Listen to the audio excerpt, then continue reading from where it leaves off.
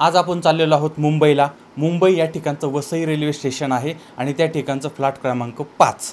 तारीख होती 23 ऑगस्ट 2022। वेळ होती पहाटेचे 4:10 आता या ठिकाणी एका बाजूला एक महिला तिच्या मुलांबरोबर ती झोपलेली होती। आता त्या महिलेच्या जवळ एक पुरुष आला। आता ती महिला उठली आणि दोघंही स्त्री आणि पुरुष एका बाजूला बोलायला लागले, एका बाजूला गेले आणि बोलायला लागले। तेवढ्यात या ठिकाणी अवध एक्सप्रेस आलेली होती, भरधाव वेगामध्ये आलेली होती आणि यावेळेस या व्यक्तीनं त्या महिलेला त्या गाडीच्या समोर ढकलून दिलं।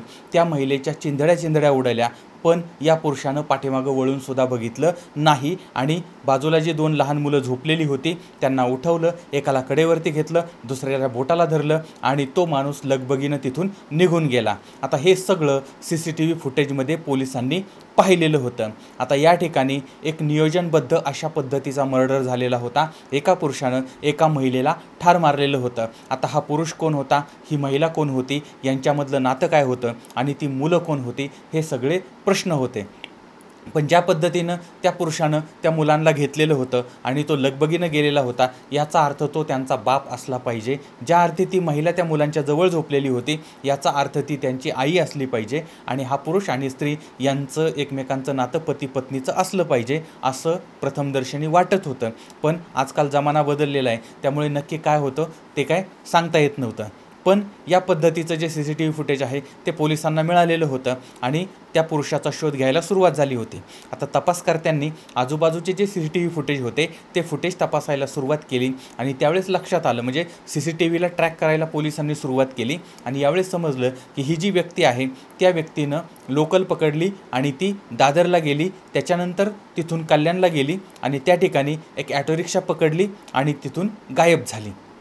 आता पोलीस CCTVला ट्रॅक करत होते, तो मार्ग काढत होते आणि ते आता ॲटो रिक्षापर्यंत पोहोचलेले होते। आता या ठिकाणी त्यांनी चौकशी करायला सुरुवात केली आणि रिक्षा संघटना जी आहे त्यांचीसुद्धा मदत घेतली आणि पोलीस त्या व्यक्तीच्या घरापर्यंत पोहोचले।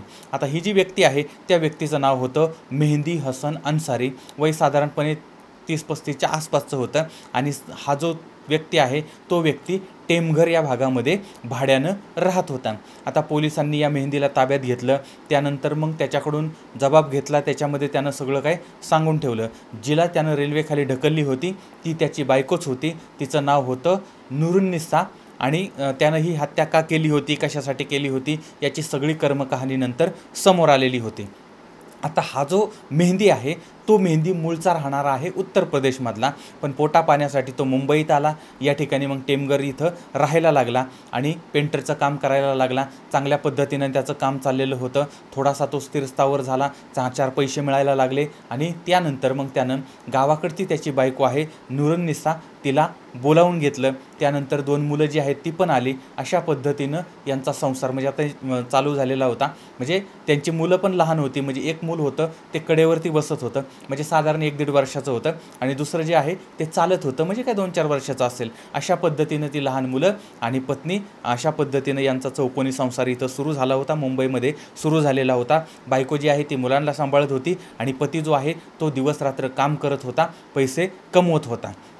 आता हा परिवार ज्या भागामध्ये राहत होता त्या ठिकाणी शेजारी एक तरुण राहत होता आणि त्या तरुणाची आणि मेहंदी जो आहे या दोघांची चांगली मैत्री होती, एकमेकांना चांगले ओळखत होते आणि त्यांच्याकडे एकमेकांच्या घरी जाणं येणं होतं। यांच्यामध्ये अत्यंत चांगले संबंध होते आणि त्यामुळे हा मेहंदी त्यांच्याकडे जायचा आणि तो शेजारचा तरुणसुद्धा यांच्याकडे यायचा। आता कधी येता येता किंवा जाता जाता त्या शेजारचा तरुण आणि ही नूरुन्निसा जी आहे या दोघांच्यामध्ये वैचारिक मंथन व्हायला सुरुवात झाली आणि पती ज्यावेळेस कामावरती जायचा त्यावेळेस मग हे दोघं म्हणजे शेजारचा तरुण आणि ही पत्नी ह्या दोघांच्यामध्ये मंथन चालू म्हणजे वैचारिक मंथन चालू असायचं आणि पाठीमागच्या काही महिन्यापासून पतीच्या माघारी हे सगळं मंथन चाललेलं होतं। घरामध्ये 2 मुलं होती, पती होते, असं असतानासुद्धा ही पत्नी अशा पद्धतीनं वागत होती।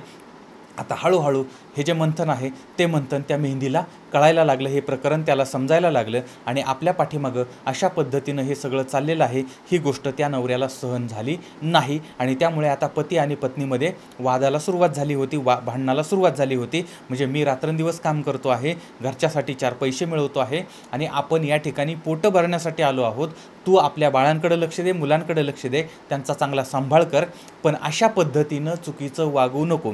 पण ती जी पत्नी आहे ती पत्नी काय ऐकत नव्हती आणि याच्यावर त्यावरून सुद्धा परत वाद होत होता, भांडण होत होतं, पण शेजाऱ्याबरोबर तिचे काही संबंध कमी होत नव्हते.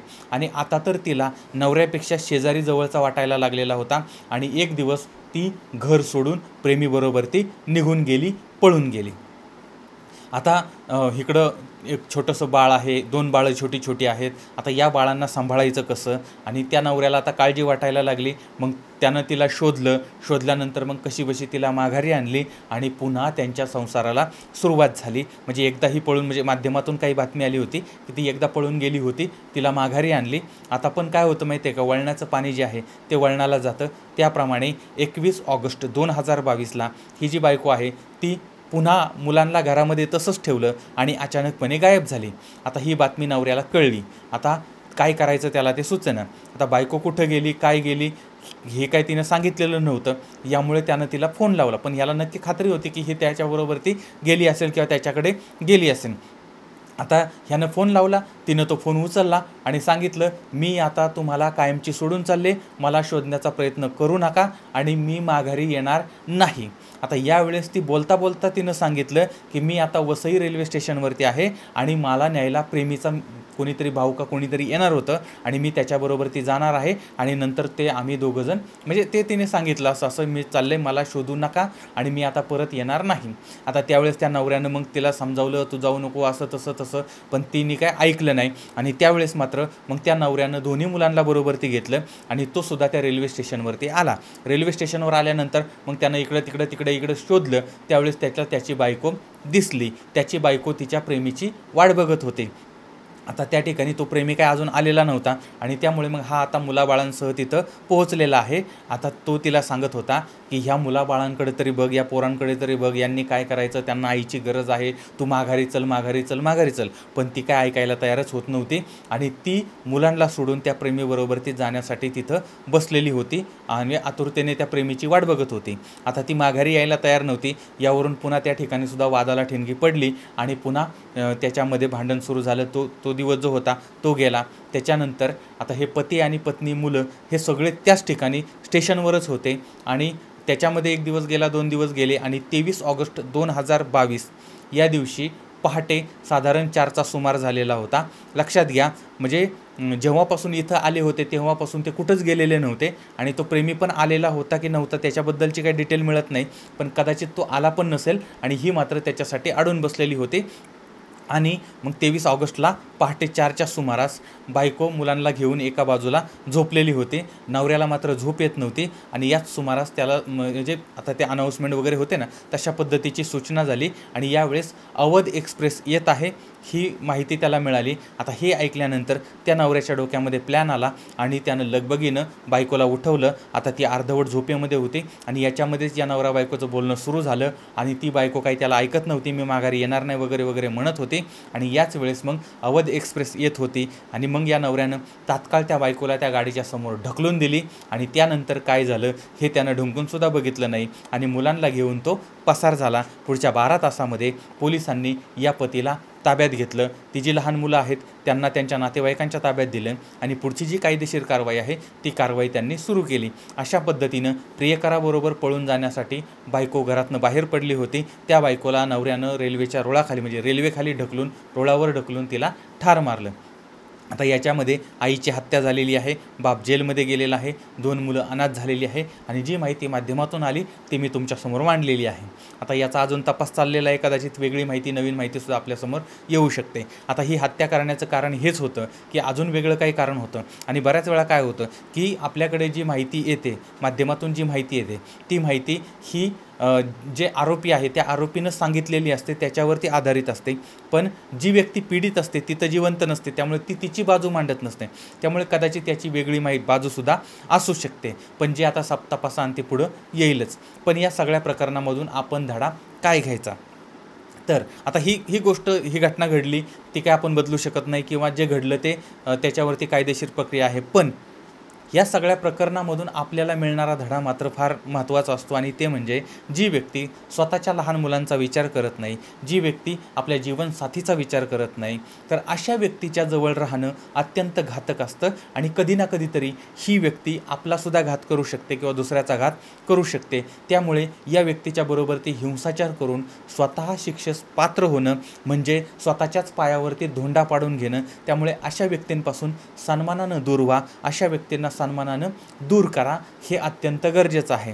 दुसरी गोष्ट, कुणाच्या मनात काय आहे, कुणी कसं वागावं याच्यावरती आपण नियंत्रण ठेवू शकत नाही, पण आपण मात्र आपल्या कृत्यावरती नियंत्रण ठेवू शकतो. त्यामुळे कोणत्याही हिंसाचार, खून खराबा याचा स्वप्नातही विचार करायचा नाही. आणि जाता जाता ही गोष्ट लक्षात ठेवा, जे लफडेबाज असतात किंवा जे अनैतिक पद्धतीनं वागणारे असतात त्यांच्यापासून आपण सावध राहिलं पाहिजे, दूर राहिलं पाहिजे. पण त्यांना शिक्षा देणं, त्यांना धडा शिकवणं या भानगडीमध्ये पडायचं नाही. यांच्या कर्माची फळं यांना आपोआप भोगावी लागतात. त्यामुळे त्यांना त्यांच्या पद्धतीनं फक्त आपण सावध राहायचं आणि आपण यांच्यापासून दूर राहायचं, बाकी कायदा हातात घ्यायचा नाही. हे या सगळ्या प्रकरणामधून आपल्या लक्षात येतं. याबद्दल तुम्हाला अजून काय माहिती असेल तर तीसुद्धा जरूर कळवा. पुन्हा भेटूया उद्या रात्री 8:30 वाजता एका नवीन क्राईम स्टोरीसह. तोपर्यंत धन्यवाद.